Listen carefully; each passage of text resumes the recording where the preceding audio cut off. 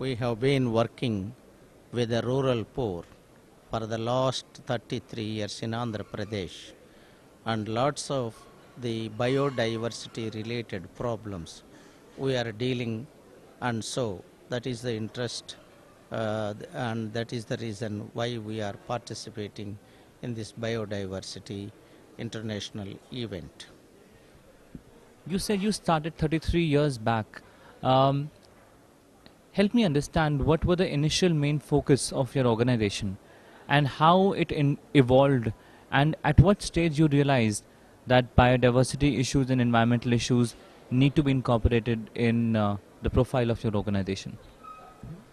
This organization was started by the Catholic Bishops' Conference of Andhra Pradesh.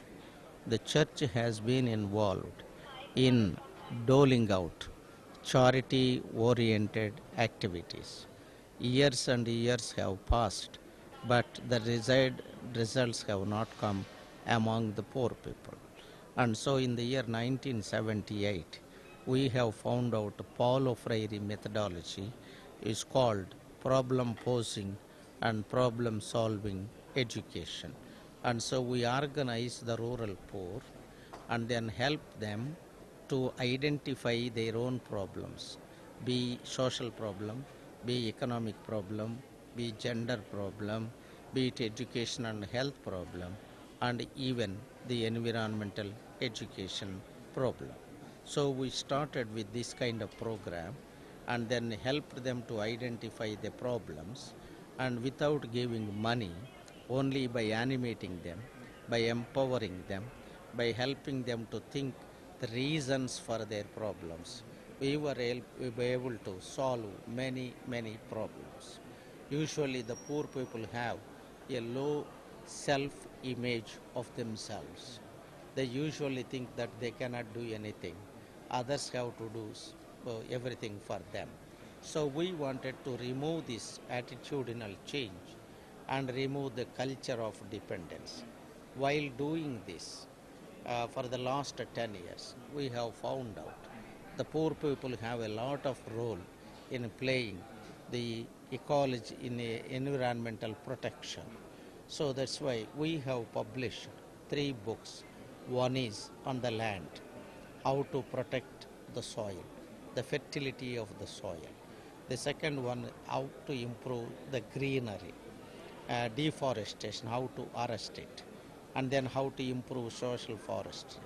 Lastly, the water resources are decreasing, so water harvesting methods, and then safe drinking water, and how do we arrest the pollution. So how do we involve the poor people in all this?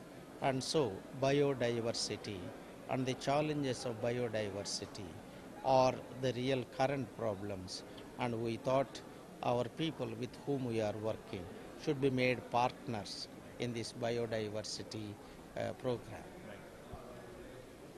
So, working over the last 30 years, how do you see government policies responsible for further degradation of the natural resources in your region?